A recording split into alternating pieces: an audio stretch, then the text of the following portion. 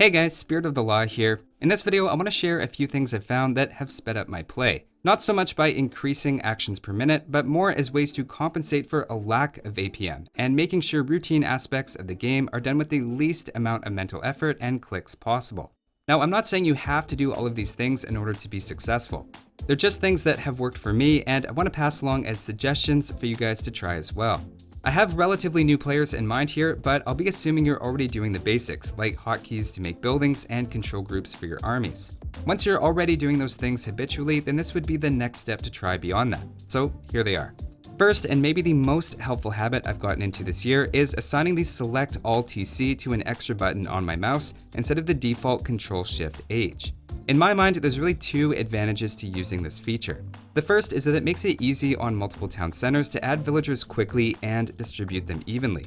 I just hit the extra button on my mouse and use Shift and my villager hotkey to queue up 5 villagers. If I have villagers in queue, it automatically adds them to the town center with the least number of villagers in order to balance them out. If I notice in the global queue my town centers are idle or getting close, it's an efficient way to top them up, and I find it's faster for me than the method of spamming HC or HQ back and forth.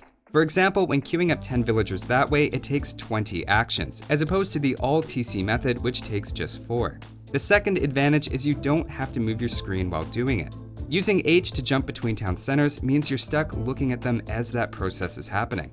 Maybe you like visually checking in on your town centers like that, but in some cases you really want your attention to be on your army so you can micromanage and keep an eye on it. In fact, it takes such little mental and physical effort that it's even possible to keep town centers fully queued while dodging mangonels.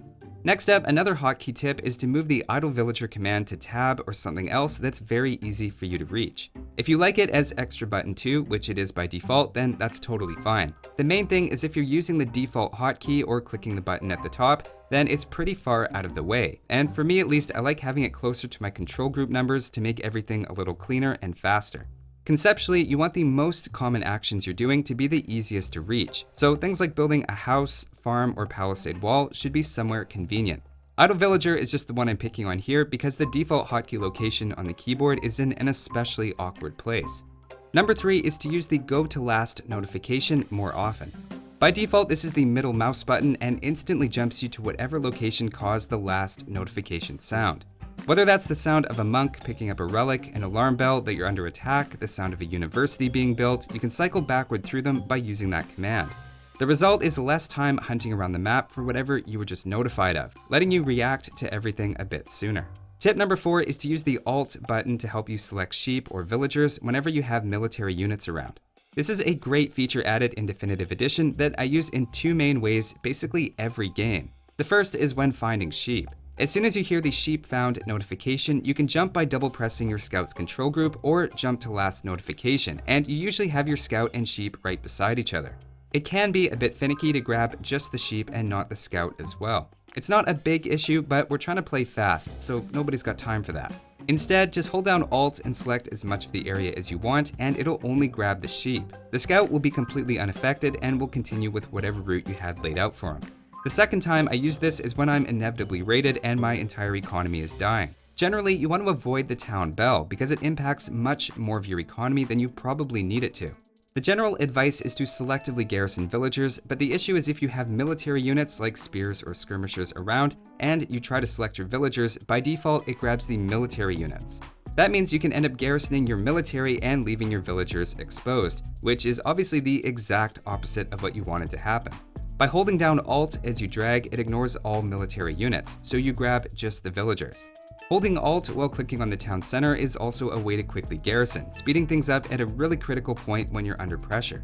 Now personally, I don't use Alt to garrison since if I miss the town center, they all just walk to that point, and it's hard to get them back to work properly.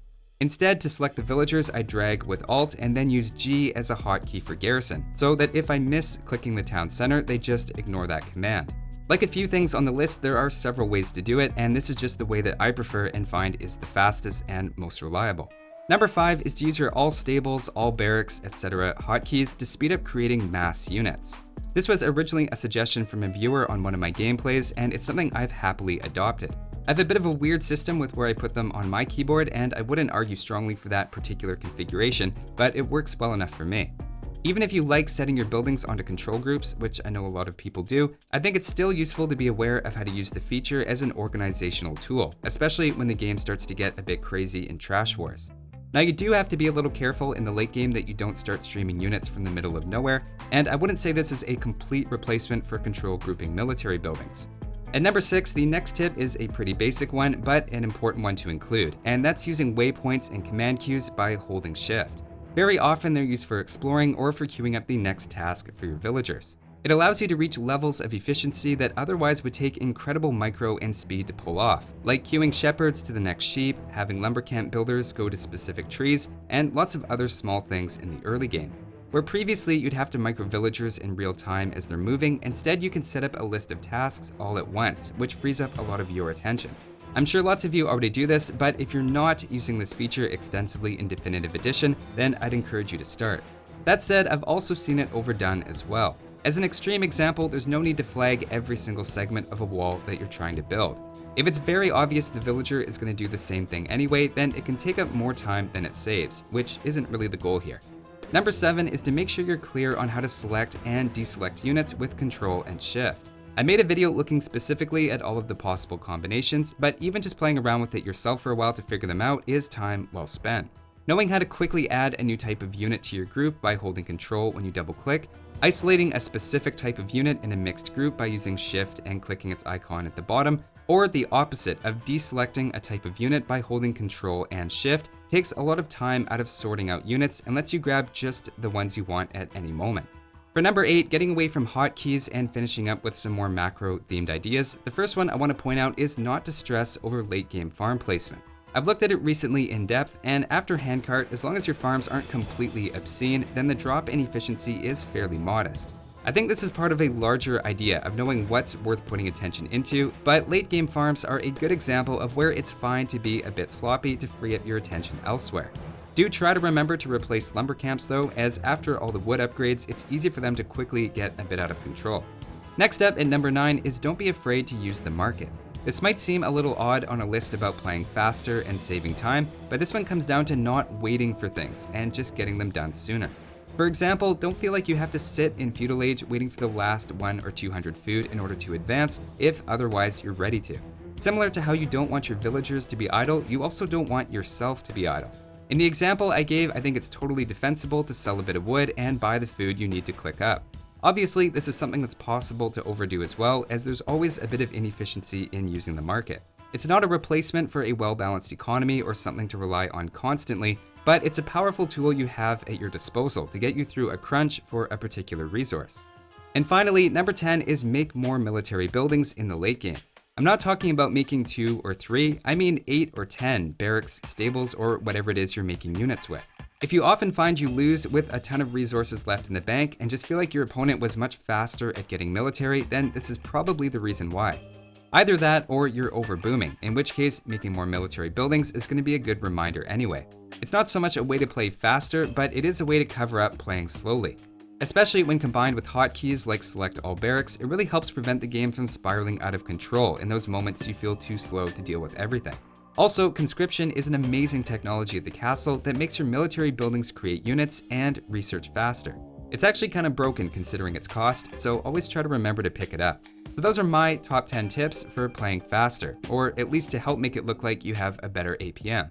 Like I said, none of these are things you have to do, and I'm sure you can find examples of players much better and worse than me who both do and don't do each of these. They're just things that work for me, and hopefully a couple of them are helpful for you as well.